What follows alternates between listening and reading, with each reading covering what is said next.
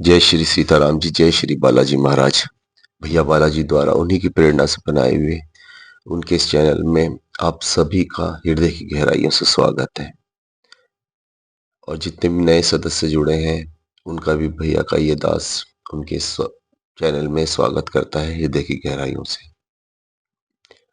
तो आज का जो है हमारा जो विषय है, जो हनुमान चालीसा की जो 5वीं चौपाई है उसके बारे में हमें बताना है। 5वीं चौपाई क्या कहती है? हाथ वज्र और ध्वजा विराजे, कांधे मूंज जनेऊ साजे।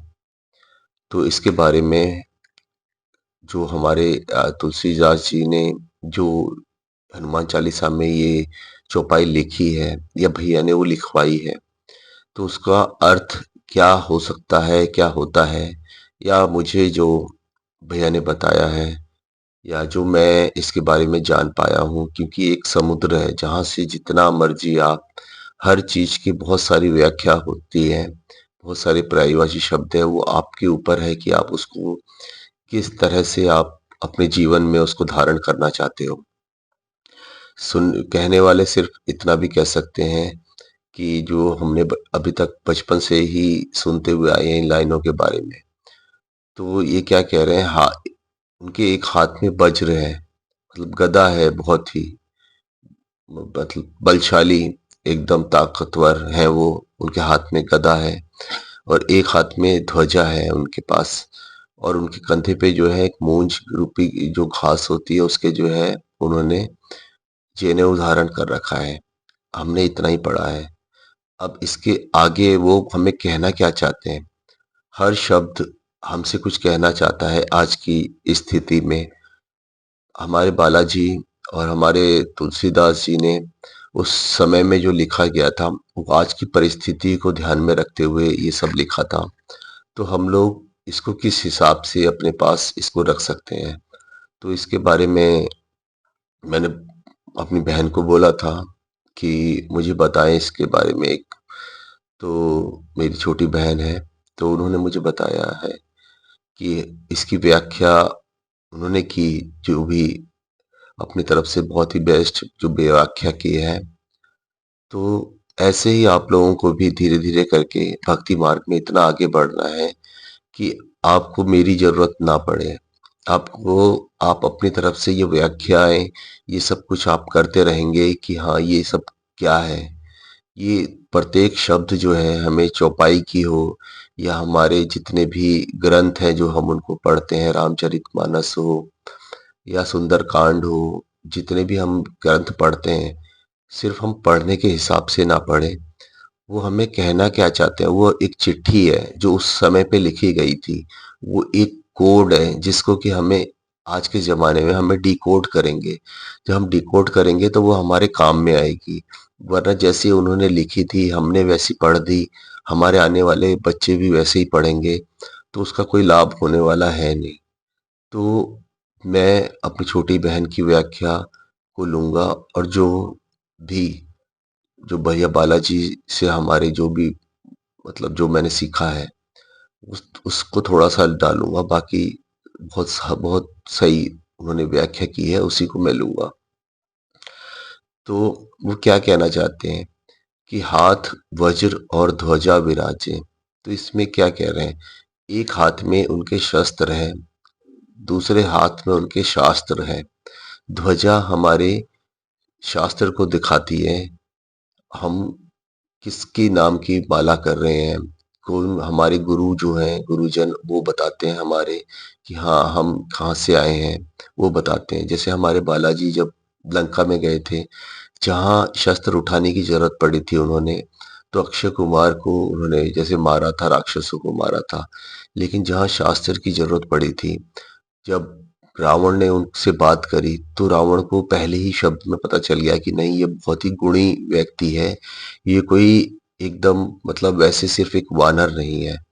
तो ऐसे ही जब भी हम संसार में जाए ना, तो हमारे व्यक्तित्व से ये पता चलना चाहिए कि हम कितने स्ट्रांग हैं और हम उसके साथ-साथ में कितने उस चीज़ के ज्ञाता हैं। तो जो वज्र है, वो हमारे टैलेंट के बारे में भी बताता है कि हमारे पास में टैलेंट, हर इंसान कुछ ना कुछ टैलेंट लेके आया हुआ है। सब, सारी दुनिया में कोई ऐसा नहीं है जिसके के पास कुछ नहीं है। उस टैलेंट को पहचानने की ज़रूरत है कि अपने हाथ का जो हुनर है, एक हाथ में उनके हुनर है, उस चीज़ को बाहर कैसे निकाल के आएँ। उस हुनर को अपने पहचानने की ज़रूरत है कि कौन, मतलब हर आदमी हर चीज काम के लिए नहीं बना हुआ है। किसी ना किसी के पास कुछ ना कुछ हुनर ज़रूर है। तो जब भी हम संसार में निकले, तो हमारा वो हुनर वो दिखना चाहिए, उसके बारे में पता होना चाहिए हमें, और उस हुनर पे हम इतना काम करें कि जो हमारे जो शास्त्र हैं, जो दूसरे हाथ में जो है ध्वजा जो है, तो उसके बारे में हमें पूरी तरह से उसकी नॉलेज भी होनी चाहिए।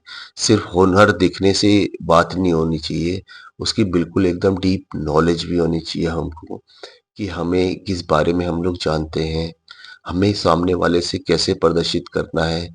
कभी ऐसा नहीं है कि हमें जो शस्त्र जो है ना, कभी वो चीज़ हमारे अंदर में घमंड ना आ जाए, यही हमें शास्त्र बताते हैं। या रावण के पास में हर तरह की शक्ति थी और उसको शास्त्रों का भी ज्ञान था, लेकिन उसके अंदर में अहंकार आ गया, तो उसकी वजह से उसका शस्त्र और शास्त्र दोनों फेल हो गए। तो ये चीज़ें जो है हमें ध्यान रखना पड़ता है कि जो हमें ध्वजा जो है हमारे दूसरे हाथ में जो हमारी शास्त्र है, वो हमेशा हमें अहंकार मुक्त होने के लिए ही बताती है कि हमें जो दूसरे हमारा जो टैलेंट है, उस टैलेंट के साथ-साथ में हमें उस टैलेंट का यूज़ कैसे करना है। तीसरी चीज़ जो हमें ये बता रहे हैं कि हमारे पास में चाहे कितने भी टैलेंट हो या कुछ भी हो, हम अपने क्षेत्र में बहुत सारा कुछ अच्छा करने की कोशिश करते हैं। बहुत सारा कुछ है, लेकिन हमारे पास में जो भैया चलते हैं कहीं पे भी, वो ध्वजा लेके चलते हैं। ध्वजा उनके हाथ में अगर है, ध्वजा कौन लेके चलता है, आपको इस चीज का पता होना चाहिए। ध्वजा जो है, जो लीडर होता है ना, उसके हाथ में सबसे पहले जो ध्वजा होती है, जो आप ओलंपिक में भी देखेंगे, तो किसी एक के हाथ में ध्वजा है और उसके पीछे पीछे सब चल रहे हैं, वो पूरे देश का प्रतिनिधित्व कर रहा है। तो ऐसे ही जो हमारे बालाजी हैं, ये एक मामूली सिपाही नहीं थे अपने सेना के, ये एक लीडर थे। तो हमें जब ध्वजा लेके जाना है ना, तो हमें एक लीडर बनना है, अपने हर क्षेत्र में लीडर बनना है। कि उनके लिए जो बोलते हैं कि हमारा कुछ नहीं हो पा रहा, हम फेल हो जाते हैं बार बार, हमें मतलब कोई देखने वाला नहीं है, हमारी भी क्या कमी रह गई है। तो वो चीज़ हमें पहचानना पड़ेगा कि सिर्फ एक टैलेंट होने से ही कुछ नहीं होगा। आपके अंदर में वो एक लीडरशिप क्वालिटी ज़रूर आनी चाहिए, होनी चाहिए। लीडरशिप क्या होता है? लीडर कौन होता है? जो हमेशा ही अपडेट और अप टू डेट भी रहता है, आज के समय के हिसाब से। जैसे हम एक ही क्षेत्र में सब लोग काम कर रहे हैं, पढ़ाई भी हम लोग मान लिया है कि सारे पढ़ाई कर रहे हैं, लेकिन उनमें से कोई एक ही है जो कि टॉपर होता है। वो क्या करता है? वो हमेशा अपडेट रहता है आज की इस परिस्थिति के हिसाब से, और अप टू डेट भी रहता है, क्योंकि उसको लीडर बनना है। उसको उन सारी भीड़ से अलग हट के जाना है। उसके अंदर में एक क्वालिटी होनी चाहिए। जैसे कि जंगल में, मतलब भेड़िए बहुत होते हैं, लेकिन अगर जो जंगल का जो राजा होता है वो शेर होता है। वो शेर किस लिए होता है कि उसके पास में वो चीज़, वो ताकत भी है, और उसके पास में उसको, मतलब उसको प्रदर्शित भी जो कर रहा है वो लीडरशिप क्वालिटी के द्वारा कर रहा है कि हाँ, मैं तुम लोगों का लीडर हूँ। जो उसकी एक आवाज़ से, उसकी एक गर्जना से पूरा जंगल हिल जाता है। तो वही चीज़ हमको बता रहा है कि एक लीडरशिप क्वालिटी पे क्या होनी चाहिए। आपका कम्युनिकेशन स्किल बहुत ही अच्छा होना चाहिए। आप हमेशा हर चीज़ में, सब चीज़ों की नॉलेज आपको होने चाहिए। कहीं पे भी आप जा रहे हैं, किसी भी विषय में अगर आप बात कर रहे हैं, तो अनर्गल बातें ना कीजिए। अगर उस विषय के बारे में पूरी तरह से डीप नॉलेज लेके, ताकि सामने वाले को लगे कि हाँ, बिल्कुल आप एकदम अपडेट हैं। अगर अपना कहीं पे हमें जॉब किसी को नहीं मिलती है, वो अपने में देखे कि हाँ, क्या उसके एक हाथ में जो वज्र है, जो उसके हाथ में उस एक टैलेंट है, क्या उसने उस टैलेंट को सही से लिखा हुआ है कहीं पे? अपने आप को ऐसा अपडेट कर रखा है? अपने आप को ऐसा, मतलब अपने आप प्रदर्शित कर रहा है क्या उसके रिज़्यूमे में? ये सारी चीज़ें आ रही है क्या? हमें क्या देखने को मिल रहा है? जो सामने वाला जैसे बात करता है, तो उसकी वाणी में वो सारी टैलेंट जो उसको प्रदर्शित कई चीज़ों का बाहर क्या होता है कि सिर्फ लोग दिखावा करते हैं, मेरे पास ये ऐसा हूँ, वो वैसा हूँ, तो वो सारे टैलेंट हमें दिखते हैं, लेकिन जैसे ही वो बोलता है ना, तो वो सारा का सारा फेल हो जाता है। तो हमें जो है वज्र और ध्वजा ये भी बताने की कोशिश कर रही है कि सिर्फ शक्ति से नहीं काम चलता है, हमें उसको कैसे इस्तेमाल करना है, तो वो भी हमें बता रहे हैं।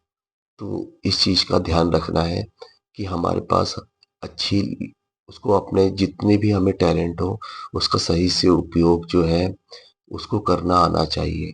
शक्ति और भक्ति दोनों साथ में चलेंगे।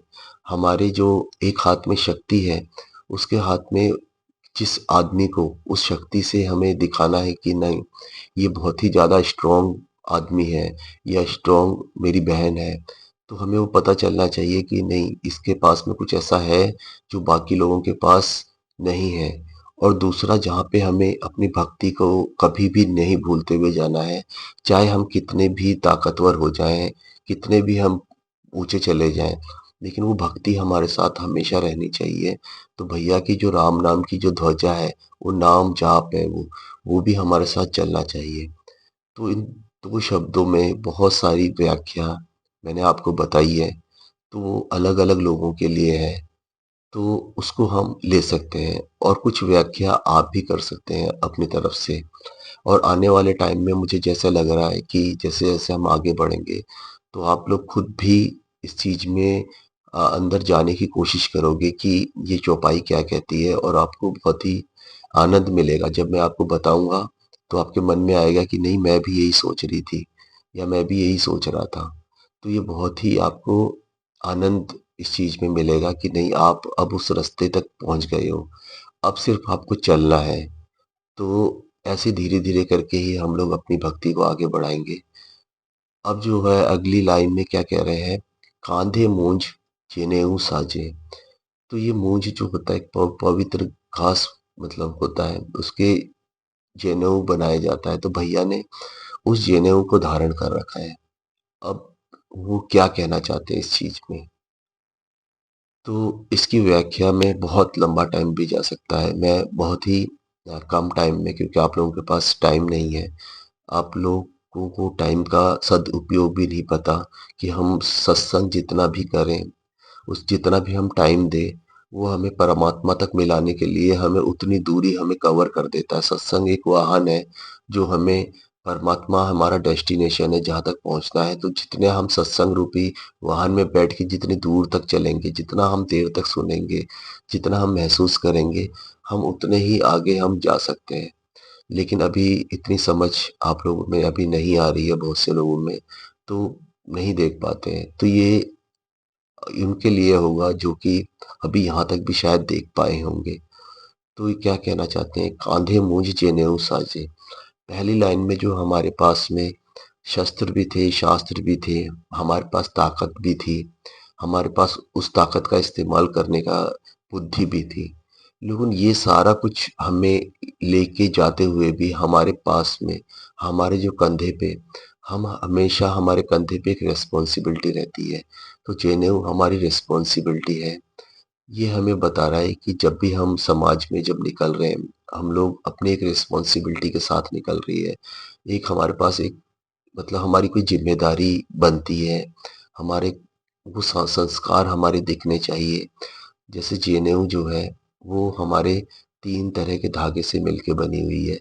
ऐसे ही हमारे जो है जीवन है, वो जीवन में हमें 3 तरह के हम ऋण में हमेशा बंधे रहते हैं।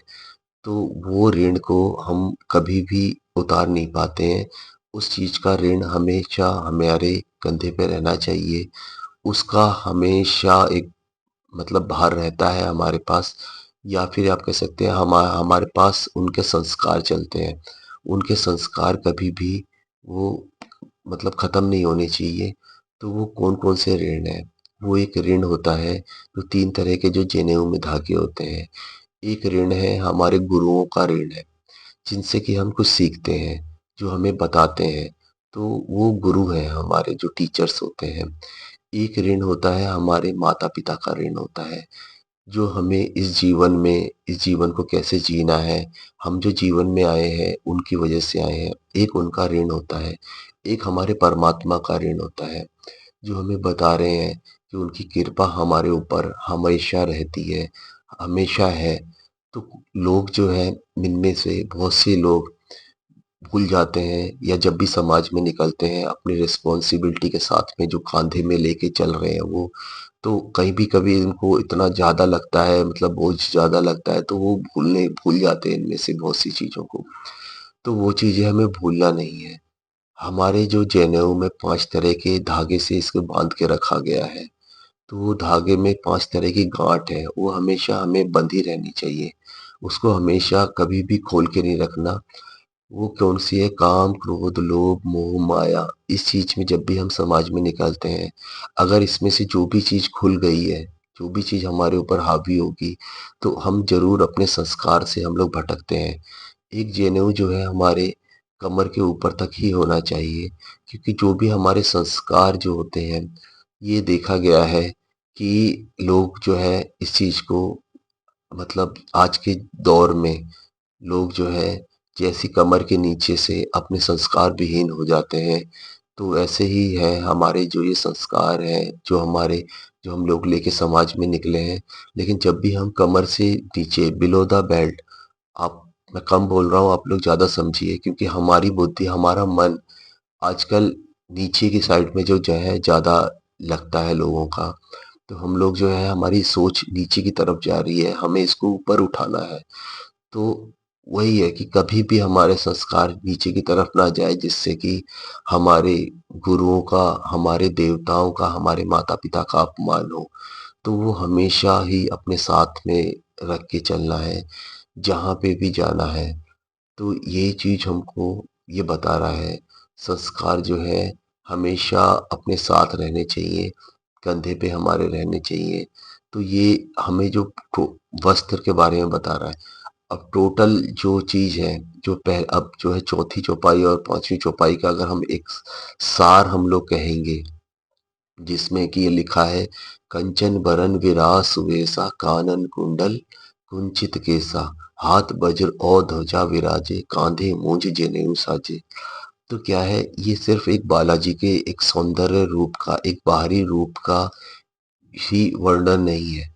ये हमें बताया गया है कि हम जब भी समाज में हम लोग निकलते हैं इन 2 चौपाइयों के द्वारा, तो हमेशा हमारे पास में एक संस्कार के साथ में हम लोग निकलते हैं। हमेशा हमारे पास में जो टैलेंट है, कभी भी हमें हार नहीं माननी है।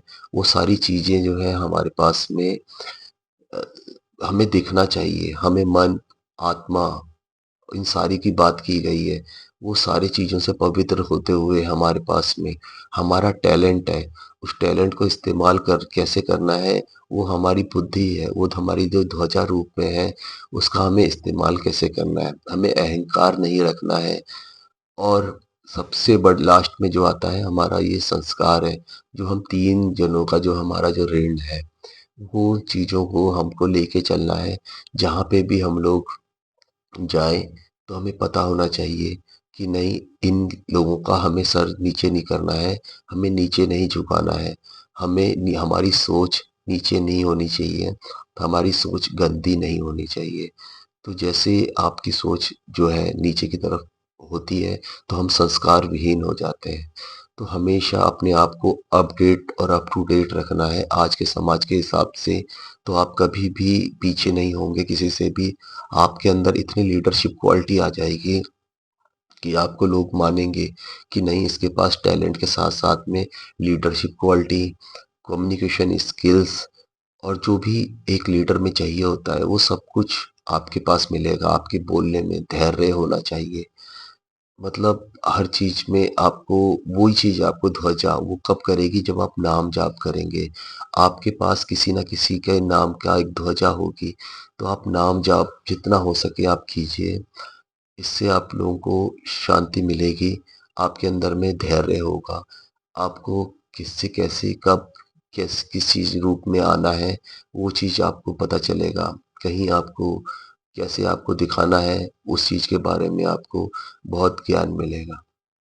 जो भी अभी तक यहाँ पे देख पाए हैं, तो मैं उम्मीद कर रहा हूँ कि शायद आप लोग समझ पाए हों। लेकिन अगर इसमें भी कुछ आपकी खुद की व्याख्या हो, अगर आपको कुछ लग रहा हो, तो भी सही हो, आप उसको आप लिख के मुझे बता सकते हो।